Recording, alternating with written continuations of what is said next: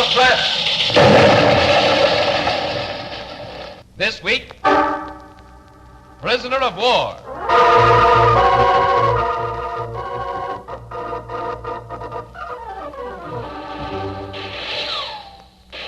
Hey, Beattie! Ed Beattie! Coming! Step on it, will you? Why all the excitement? Excitement. You work for the United Press, don't you? So I work for the United Press. Go on. This is straight from the old man. Big doings up near Showman-Sulman. No kidding. Well, what are we waiting for? That's our most advanced outpost. You know, it might be risky. Come on. Right behind you, boy. Right behind you.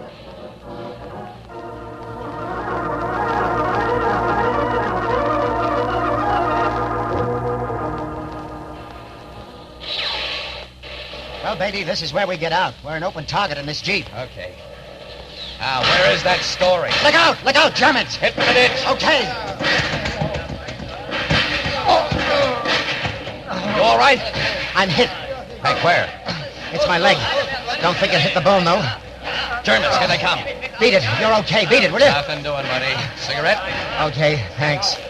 This is a date I won't forget. September 12th, 1944. You and me both. Get set. You're my prisoners. I'm a war correspondent. This man's hit. Sergeant. Yeah, Herr Hauptmann. Take care of this man. Zu Befehl, Herr Hauptmann. What is your name? Beattie. Edward Beattie, United Press. Aha, war correspondent, huh? You'll come with me. Good luck, John. And thanks for the big story. Yeah. Sorry it worked out like this. See you in Berlin, Beattie. Hurry now. We haven't got all day.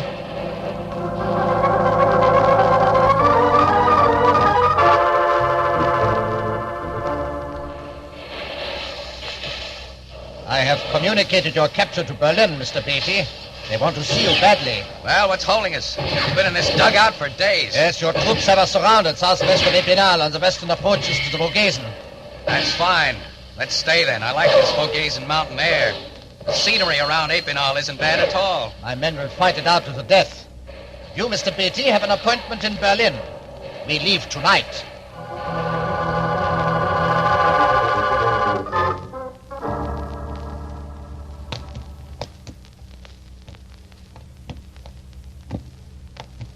I can't believe it. They told us... Told you what? They told us Berlin was practically untouched. Look about you. Yeah. Not a pretty sight, is it? You can scarcely recognize even the Unter den Linden. Not like it was before the war, is it? Beautiful Unter den Linden.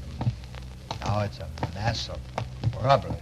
You still think you Germans have a chance? They are victims of our leadership. You and your fellow officers sang a different tune last November. But this is January 1945, Mr. Beattie. Then you admit Germany's cause is lost. I did not say that. Quiet. This is where you go. Who are we calling on this time? Heil Hitler. You'll find out. Heil Hitler. You Germans don't sound very enthusiastic, Captain. Heil Hitler. Quiet. We go in here. Huh? Says Dr. Paul Schmidt, head of press section. Quiet. Herr Doctor, Mr. Edward Beattie of the United Press, prisoner of war. Come in, Mr. Beattie. Come in. Wait outside, Herr Hauptmann. Wohl, Herr Doctor. Heil Hitler. Hitler. Sit down, Mr. Beattie. I'll stand if you don't mind. As you wish. Now, I will get to the point. The Fuhrer has authorized me to pay you well to broadcast and write for us. Listen, Doctor, I've been approached on that matter ever since my capture last September. I know, But you forget that I already have an employer, the United Press. You forget, Mr. Beattie, that you are a prisoner of war. The Germans have dealt lenient with you for 5 months. Surely you must realize there are ways in which we can, shall we say, persuade you. Not from the way the war's going for you Germans. My answer's the same. I have no information to offer, other than what the regulations require, my name and serial number. The war is far from over, Mr. Beattie. This is January 1945. Your country, battered by air and land, is waging a hopeless three-front war. Well, perhaps we cannot drive the Anglo-Americans out of France, but they will never penetrate the fatherland. When the spring thaw comes, they will launch a mighty offensive against the Russians and roll up their last-ditch armies. You haven't stopped them yet. But assuming you did, what will the Americans be doing in the meanwhile? Once we crush the Russians, we will force England and America into a compromise peace. Now, don't you see why it is to your advantage to write for us? Any more questions, Dr. Schmidt? No. None for the present. Maybe you will change your mind. We Germans have a place for men like you who refuse to collaborate with the fatherland. Herr Hauptmann. And where is that? Herr Hauptmann, you have your orders. Interview is over, Mr. Beattie. Where's he taking me? Take me away, Herr Hauptmann. Jawohl, Herr Doktor. This way, Mr. Beattie. Heil Heil Hitler. Well, Captain? You should not make the doctor angry. I suppose not. It is regrettable. You sound as if we were going to a funeral. It is possible. Worse things have happened at Luckenwald. You mean the Luckenwald horror camp south of Berlin? Horror for some, good for others. It all depends upon your conduct, Mr. Beattie. It all depends on my conduct, eh? Luckenwald. Luckenwald. This is the last stop.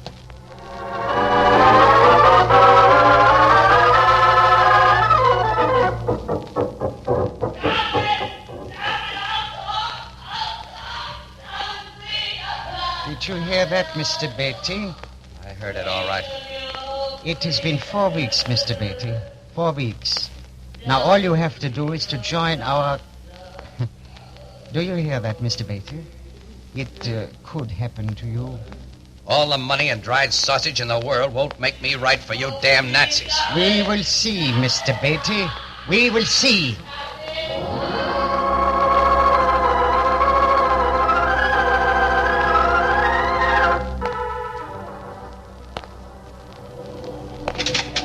Mr. Beattie, are you awake?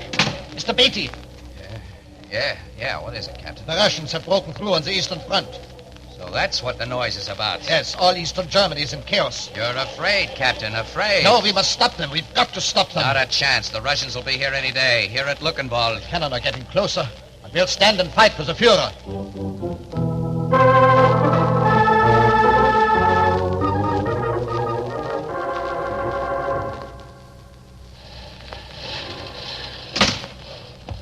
Well, Commandant, you sent for me? Yeah, there's not much time. The Germans are leaving Luckenwald. What of us prisoners? It is every man for himself now. You're licked, Major. Didn't I tell you you're licked? That remains to be seen. Commandant, there's not much time. I'm coming. Yes, they're licked. If only there was some way I could reach the American lines. What a story to tell the world. What a story to tell the world.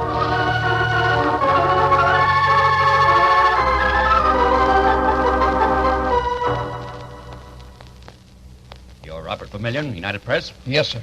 You know of a United Press correspondent, Edward Beattie? Yes, sir. He was taken by the Germans last September. Well, our men have located Beattie in the German prison camp at Luckenwald. Luckenwald. Yes. The Russians have captured the camp. My orders are to furnish you with a jeep to ride from our western front to Luckenwald. You're to bring Beattie back to our American 9th Army line. Oh, boy, what a relief. We were kind of afraid. Well, you don't have to worry anymore. Better get ready. It's a 5-hour drive. Is he really all right? Yes. The Germans tried to bribe him to write for them, but Beattie just laughed. They even threatened him with rough treatment and hauled him to Berlin several times, but your man refused to play their game. Good old Beattie. He's a hell of a fine soldier, Vermillion. Now, you better run along. Yes, sir. Thank you, sir, for everything. Don't mention it. I'll send a sergeant along with you.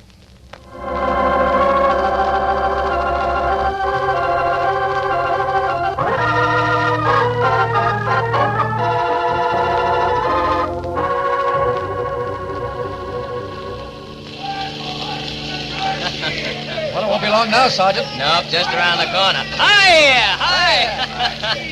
Well, those Russians sure are friendly, huh? Hello. You said it, boy, oh boy. Well, we're coming in now, Mr. Pavilion. Isn't that the camp? Yeah, it looks like it. Just drive through the wire gate ahead. Right. Hey, those are Yanks and Tommies. Look. This is it, all right. Pull up here, Sergeant. Yes. Stay. Hi, Mac. Hi. Hello.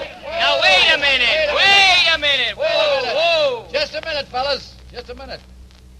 Now, look, we can't take all of you back in this Jeep. It won't hold 10,000 men. But we promise you that other Yanks will be here soon to see that you get back to our lines. Just a minute, boys. Whoa. Look, I had orders to drive Bob Vermillion of the United Press here to pick up his pal, Edward Beattie. Any of you boys know him? Oh, thanks, boys. Thanks. Now, if you'll just push over and let Mr. Vermillion get through. Thanks. Come on, Vermillion. Yeah, okay. Oh, gee, it was good to see somebody. Bob Vermillion! Ed Beattie. Oh, man, am I glad to see you. Oh, I'm glad I got here, boy. We'd almost given you up. You don't have to yet, man, but I'm glad to see you. I've waited a hell of a long time.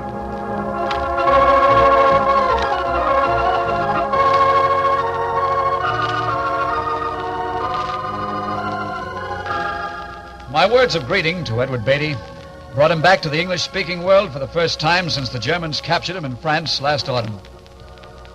In his own words, I've covered many wars, and this was the greatest of them all. Words cannot express my joy at being back, but even greater is the joy that the Nazi yoke has been lifted from the world.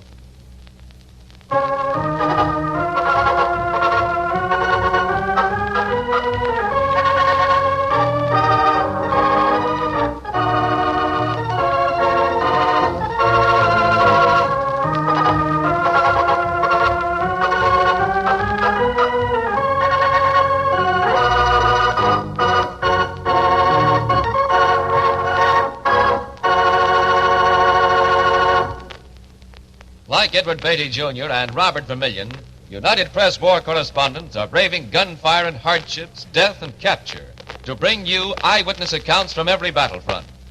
We will bring you another thrilling story of these soldiers of the press soon. Be sure to listen. And remember, listen to United Press News on the air. Look for United Press dispatches in your favorite newspaper. They are your guarantee of the world's best coverage of the world's biggest news.